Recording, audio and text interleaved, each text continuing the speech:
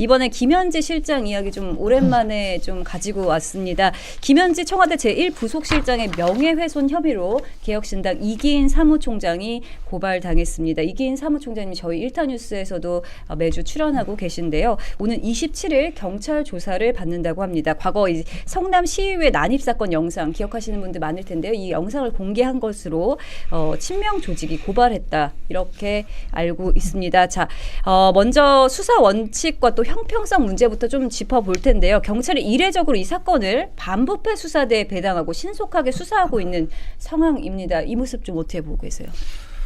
아니 저는 그 영상에서 반부패의 모습이 이기인 총장한테 뭐가 있었는지 궁금해요. 이기인 총장이 그 영상을 통해서 코끼리 키운 것도 아니고 뭐 법인카드 사용한 것도 아니고 네. 또 뭐 사칭한 것도 아니고 어떤 모습도 반부패 모습 아니고 그냥 사실을 뭐 조작한 것도 아니고 AI를 만든 것도 아니고 그저 그냥 공개를 영상한 건데 그게 반부패랑 도대체 뭐가 관련이 있는지 좀 궁금하고 역으로 전 여기 혹시 민주당 패널 있었으면 좀 묻고 싶었어요. 이게 도대체 뭐가 반부패냐라고 싶고 뭐 최근에 이기인 총장하고 통하려고 했더니 계속 바빠서 통화를 못했는데 원래는 이게 분당 경찰서에 있다가 그거를 경기 남부청에서 위에 상급 기관에서 가져갔다고 해요. 네. 이 말은 즉슨 뭔가 외압이 있지 않았나? 라는 생각을 좀 하게 되는 거죠. 예. 외압이 있었다. 그러니까 우리가 이런 게 바로 전형적인 입틀막이고 정치 탄압이죠. 왜 그러냐면 부패라고 하는 표현은요. 기득권의 언어입니다. 가진 사람들이 부패할 수 있는 거예요. 그러니까 보통은 정부 여당이 부패할 수 있죠. 권력을 가지고 있으니까. 근데 제가 사실 저희도 그렇고 개혁신당도 그렇고 힘없는 야당입니다. 저희가 뭘 부패할 수 있겠습니까? 오히려 야당의 책무가 바로 그런 부패를 막기 위해서 견제하고 감시하는 역할을 하는 사람들이 야당의 정치인들이에요. 그리고 이긴 그 사무총장이 그 견제 역할을 너무 잘하지 않았습니까? 그러니까 오죽하면 허위 사실로 지금 거는 게 아니라 사실적시 명예훼손으로 걸었다라고 하는 것 자체가 굉장히 궁색한 거거든요. 이게 사실적시 명예훼손이라고 하는 게 이를테면은 뭐 개인의 어떤 사적인 문제들에 대해서 인신공격성으로 무슨 얘기를 했다. 뭐 과거에 뭐 불륜을 했다더라. 이를테면은 뭐 이혼가정이라더라. 이런 얘기를 한 거면 사실적시 명예훼손이 될 수 있습니다. 그런데 정치 행위에 대해서 사실을 가지고 논평을 한 걸 가지고 부패 범죄로 수사를 하겠다. 이건 정말 엽기적인 거죠. 그러니까 그 지금 문제를 삼는 게 그 과거 성남시에서 김현지 관련된 그런 영상을 공개했다. 그리고 뭐 애지중지 현지라고 하는 표현을 썼다.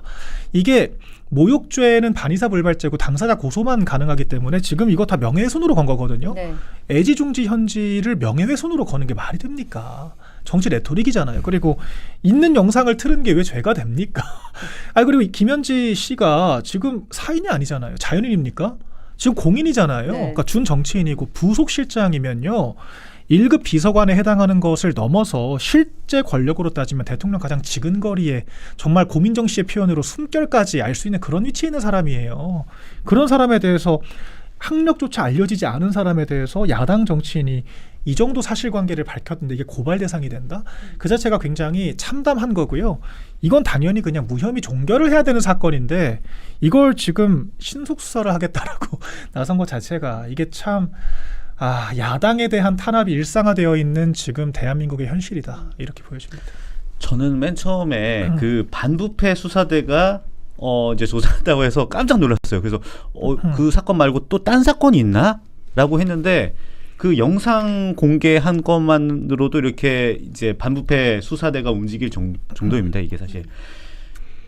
한번 보시면 보통 시민들이 어떤 이제 불합리한 그런 이제 범죄를 받았거나 그런 여러 가지 그렇죠. 수사 관련해서 협조 요청을 받아야 됐을 때 경찰이 이렇게 빠르게 움직인 적이 있습니까? 그리고 반부패 수사대처럼 이런 엄청난 곳이 이렇게 신속하게 움직이는 거 보셨습니까? 사실 보통 시민들이라면 그걸 겪을 수도 없거든요. 그런데 이것도 뭐 아무것도 솔직히 보면 아무것도 아닌 사건이거든요. 이 아무것도 아닌 사건을 이렇게 신속하게 한다는 거는 결국에는 실세 비서관과 관련된 사건이기 때문에 경찰이 지금 과잉 충성하는 거 아닌가라는 생각을 또 가지게 되고요. 그리고 저는 좀 우려 섞인 점은 하나 뭐냐면은 지금 이제 검찰의 수사권 박탈로 인해서 지금 수사는 결국에는 경찰밖에 네. 이제 앞으로 못하지 않습니까? 앞으로 이거 경찰 어떻게 믿습니까? 일반 시민들이 좀 불합리한 거를 겪을 때 수사를 해줘야 되는데 이런 것만 수사를 하고 다른 거는 지금 손 놓고 있고 또 검찰에서는 이런 것들을 좀 수사를 하려고 해도 수사권도 없고 앞으로 저는 이거는 정말 잘못된 사례로 한번 우리가 좀 더 계속 지켜볼 필요가 있다고 저는 생각합니다. 그래서 저는 이 그 뉴스를 보고 나서 정말 뼈 아팠구나 그런 생각을 했어요. 우리 김현지 실장이 네. 정말 이기인 총장의 그 존재가 너무 뼈 아프다. 저번에도 그때 어디였죠? 그 대통령 그 청와대에서 만났을 네. 때도 좀 제대로 알고 좀 말씀하시죠라고 저 아세요? 뭐 네, 저 아세요? 뭐 이렇게 얘기도 했잖아요. 그러니까 그만큼 계속 이기인 총장 계속 걸렸던 거예요. 눈과 귀에 뭐 다 걸렸던 건데 그래서 궁극적으로 이기인 어떻게 보면 지금 정치권에서 김현지 실장에 대해서 잘 아는 사람이 없는데 네. 유일하게 지금 대한민국 정치권에서 야당 입장에서 이기인 총장만 제대로 이 사람에 대해서 아는 것 아닙니까? 그래서 이 사람만 없어지면은 내가 진짜 그림자처럼 다 할 수 있다라고 지금 생각하고 있어서 반부패 수사처에 이기인을 좀 치워달라고 이건 제 내피셜입니다. 네. 예, 얘기한 건 아닌가 싶기도 한데 뭐 좌우지간 어떻게 됐든 저는 진실은 결국 드러날 것이라고 보고 이걸 통해서 저는 이기인 총장의 몸값은 좀 더 올라갈 것이다 이렇게 생각합니다. 네. 사실 저는 이 정권이 원칙적으로 수사 개입하면 안 되는 거죠. 그건 정말 범죄입니다. 사실 대통령이 수사 개입하면 안 되는 건 당연한 원칙인 건데 이 정권에서는 좀 뉴노말이 된 것 같아요. 실제로 대놓고 최근에는 종교 단체들에 대해서 이재명을 욕하고 다니더라. 이거는 정교분리 원칙 위반 아니냐라고 직격을 하지 않습니까? 이거는 가서 털어달라고 하는 가이드라인 주는 거거든요. 뭐 백혜룡 씨에 대해서 뭐 특정 사건을 직접 언급을 하면서 수사팀을 꾸려라. 이것도 사실 이거는 범죄예요. 범죄, 직권남용입니다. 근데 이랬던 게 뉴노멀이 돼버렸기 때문에 오히려 참 이게 일상화된 권력에 의한 포갑인가 싶기도 해요. 실제로 이진숙 위원장도 그랬지 않습니까? 네. 이게 선거법 자체가 지금 선거가 존재하지 않았던 시점에 이루어진 발언을 선거법 위반으로 대통령 낙선운동을 했다라고 하는 식의 지금 혐의를 뒤집어 씌워서 추석을 하루 앞두고 체포까지 하지 않았습니까? 영등포 경찰서에서. 그래서 지금 이거를 민정수석실이 보고를 받았다는 거 하는 거 아니에요? 결과적으로 이 정권에 의해서 뭐 이제 뇌피셜이라고 말씀하셨지만 저는 굉장히 합리적인 추론이 가능한 여러 정황들이 있다라고 생각을 합니다. 민정수석실이 충분히 보고를 받았을 만한 사안이에요. 그럼에도 불구하고 이런 식의 신속한 수사가 이루어지고 사실 맞지 않는 부서에 배당이 됐다라고 하는 것은 이거는 정권의 의사가 반영됐다 혹은 정권에 알아서 경찰이 기고 있다. 둘 중 하나로밖에 볼 수가 없는 거죠. 뭐가 됐건 이런 것들 우리가 탄압이라고 표현하는 것이 맞는 것이고요. 이런 것들은 야당이 우리 정당을 떠나서 함께 목소리를 내고 규탄을 해야 되는 사안이다. 저는 그렇게 보고 있습니다.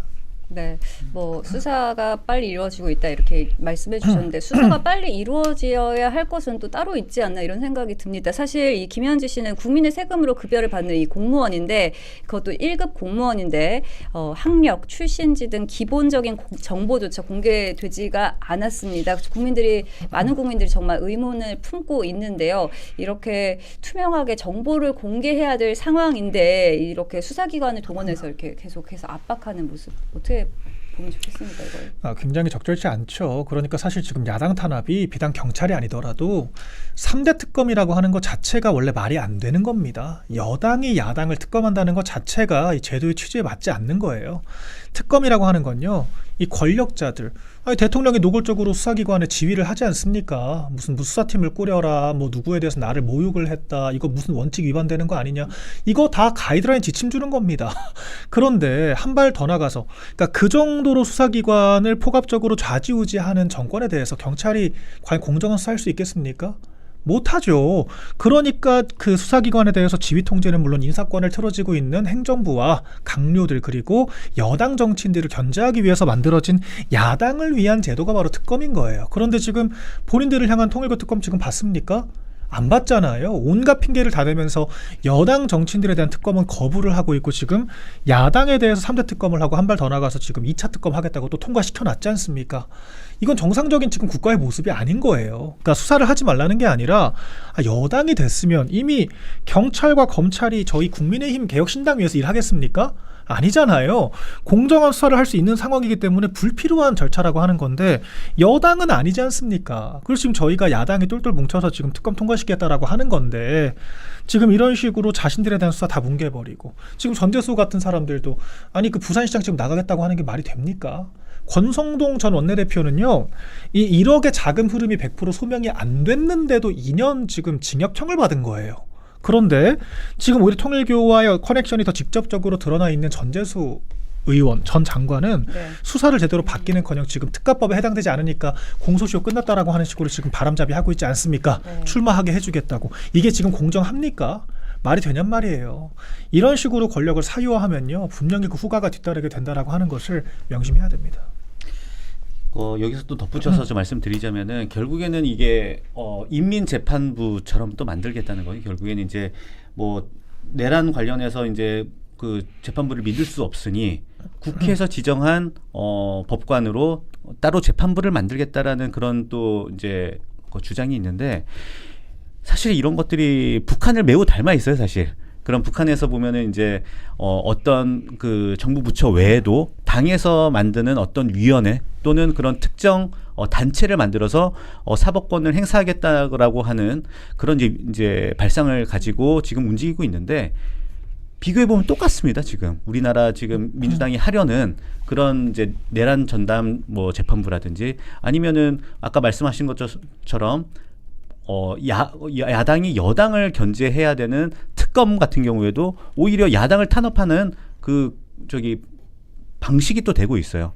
저는 이런 면에서 봤을 때는 이 민주당 정권이 독재의 길로 이제 접어들고 있다고 저는 생각하고, 우리 아까 말씀하신 것처럼 야당이 좀 똘똘 뭉쳐서 좀 이런 것들을 좀 국민들에게 널리 알릴 필요가 있다고 생각합니다. 그래서 2차 특검 말씀해 주셨는데 2차 특검 관련해서 우리 개혁신당은 그 국민의힘과 공조하겠다고 그 당시 얘기를 했었어요. 그래서 지금 와서 좀 아쉬운 점이, 우리가 공조한다고 했을 때 그 국민들 분들께서 개혁신당에서 야 너네 뭐 지방선거 때 국민의힘하고 뭐 연대하는 거 아니야 뭐 이렇게 얘기 나올 게 뻔한데도 불구하고, 저희는 할 생각도 없지만 연대할 생각도 없지만 뻔한데도 불구하고 공조하겠다는 것은 저 민주당의 행태가 정말 말도 안 되기 때문이에요. 그런데 갑자기 공조한다고 해놓고서 저희한테 어떤 얘기도 안 하고 갑자기 박근혜 전 대통령 엔딩을 하면서 이 무색하게 됐거든요. 결국 2차 특검 막을 목소리 볼륨이나 이렇게 되지 않았을 거고, 그래서 저는 이 국민들께 정말 지금 민주당이 잘못하고 있는 것들을 잘 전달하려면 저희끼리